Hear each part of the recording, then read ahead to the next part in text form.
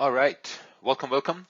Welcome to a refresher webinar. Now, these refresher webinars we normally do for our members, but I decided to do a completely full-fledged webinar here with a presentation on how to actually add positions to winning trades. This will be a run-through of how to identify candles, how to read candles, when candles make high highs, higher lows, lower highs. This webinar is going to be for about 2 to 3 hours. Please don't ask any questions. Please keep the questions to yourself at the end of the webinar. We will try our best to answer all the questions as we go along without you even asking them. After this webinar is done, we will do a simulation session. It's your choice. You want to stay for the simulation or not, but it's going to be recorded anyway. What's going to happen is after that, maybe by tomorrow morning, everyone will receive the link to the copy of the webinar so that you can watch it as many times as you want. All right? Perfect. So let's get this started. Please disable chat. Okay, how do you disable chat? Participants can chat with no one. There we go. Fixed it. Now no one can talk to anyone. Awesome. So perfectly. So the topics that we will cover today, these are advanced concepts. For some people, they may be very, very simple because you already know them, which is very good. So we're going to go over how to identify an uptrend, how to identify a downtrend, because when you're, let's say, taking buy positions, right? When you're taking buy positions, you are essentially buying into a trend, right? So at the same time, let's say if you take a buy, and then once you can clearly identify how candles are making higher highs and higher lows, you can essentially add positions to that trade as well. Same thing goes for downtrend.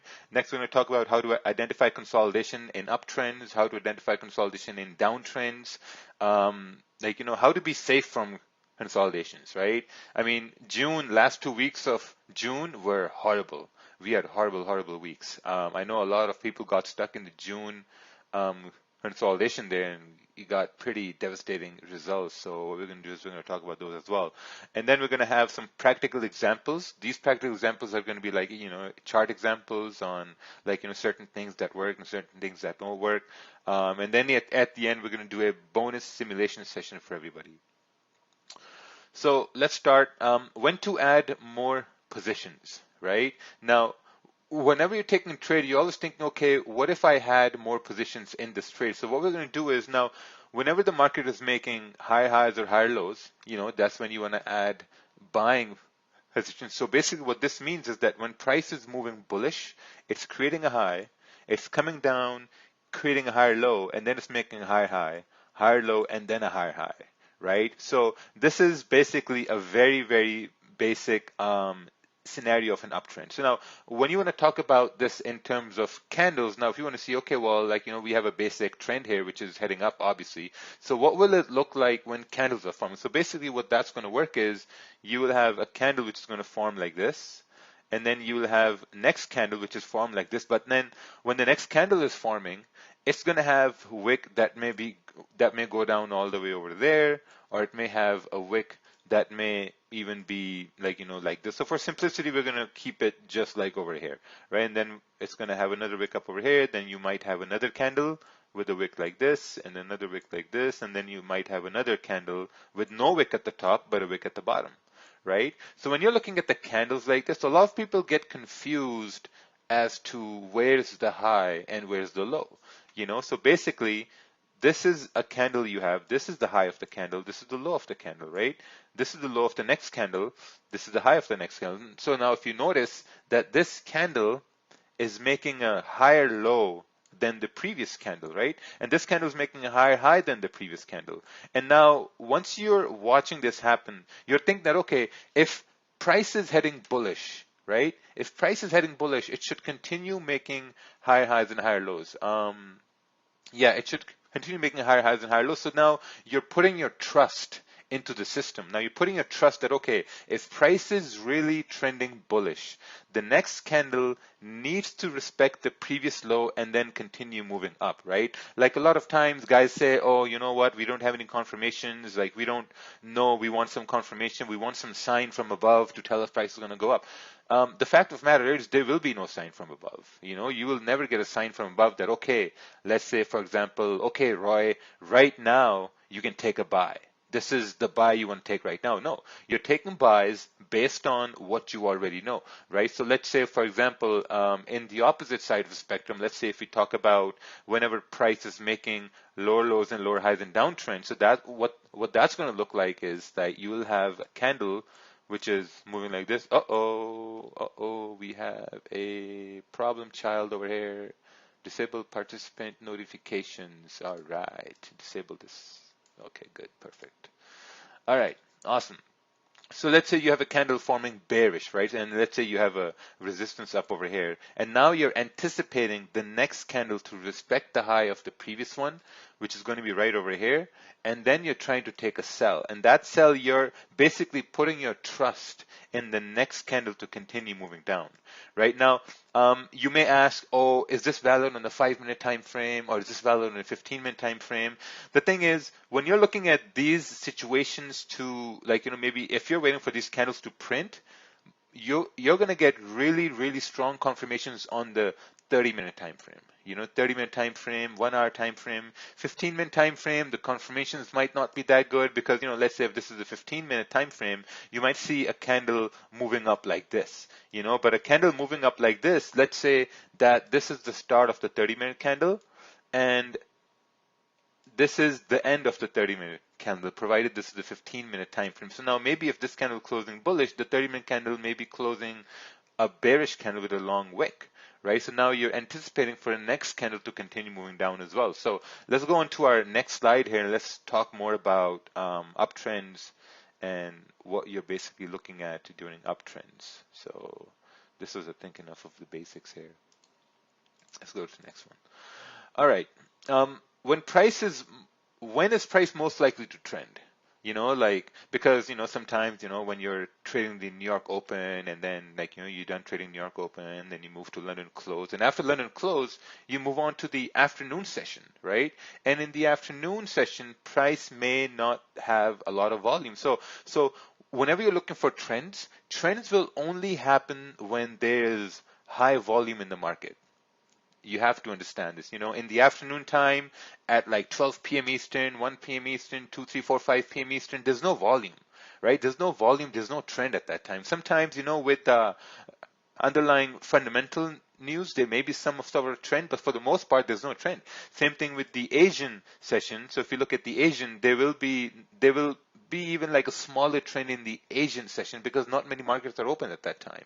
You know, there's less volume. So what we're going to look at is we're going to look at different times when there's volume in the market. So first you have pre-Asian, right? Because knowing the times when there's going to be volume in the market is going to be really important when you are looking for trends to trade, right? This is really, really important. So first we have the pre-Asian, then we have the Asian.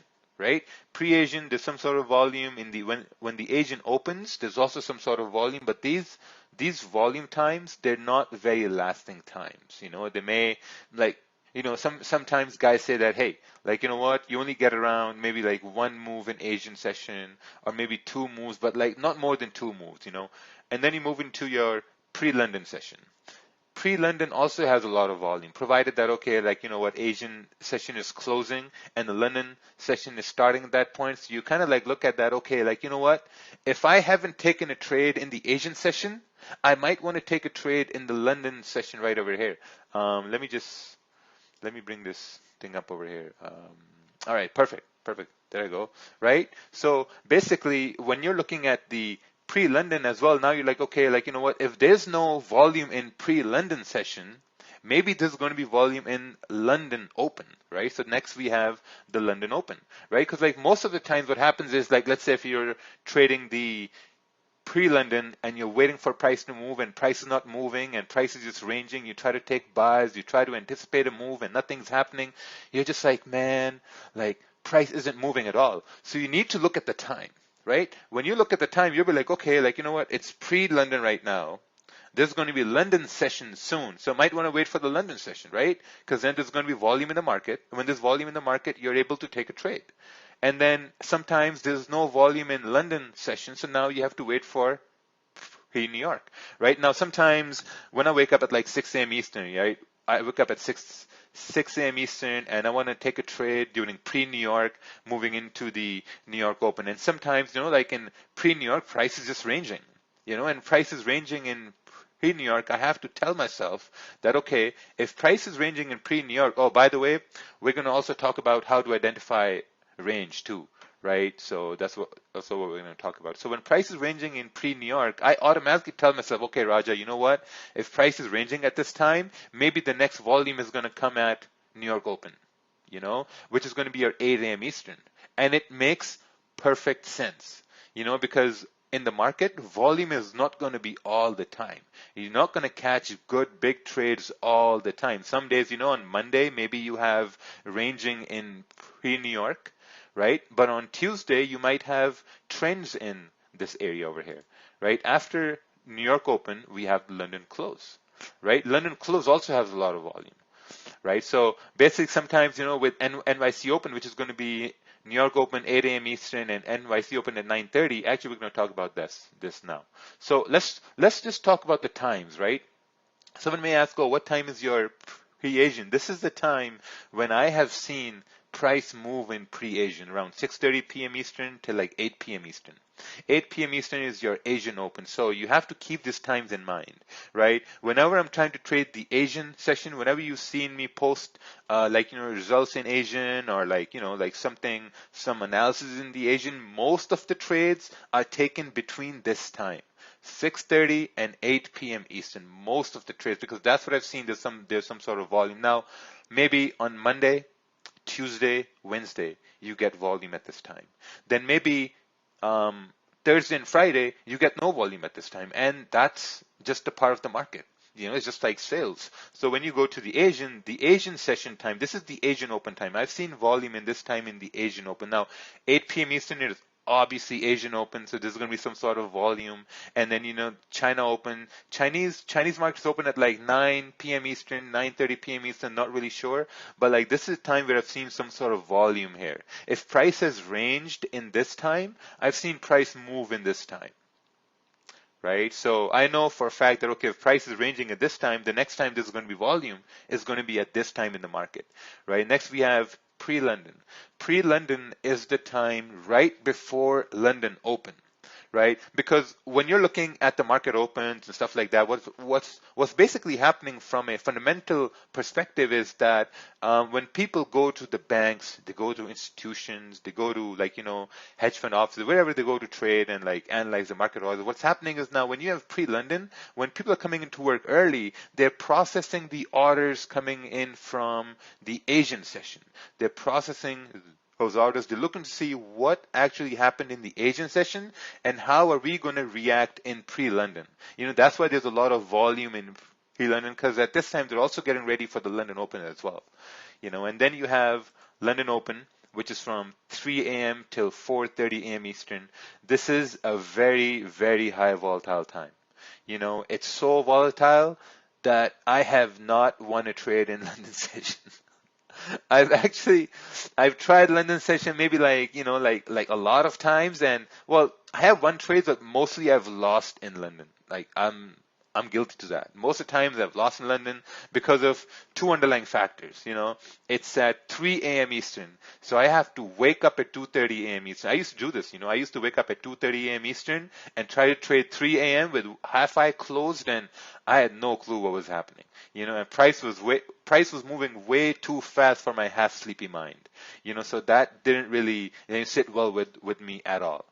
So what would happen was I would trade the pre-Asian, I would look at Asian session, I'd look at pre-London, I'd look at London session, I'd look at pre-New York. This is the time when pre-New York starts, 6 a.m. till 8 a.m., right? And this cycle is a very devastating cycle. If someone here who's new and you think that you can trade all these times, you have to understand all these times are there for you to come to the markets and to really master one of these times, right? After pre-New York, you have the New York Open, right? New York Open is at 8 a.m. Eastern.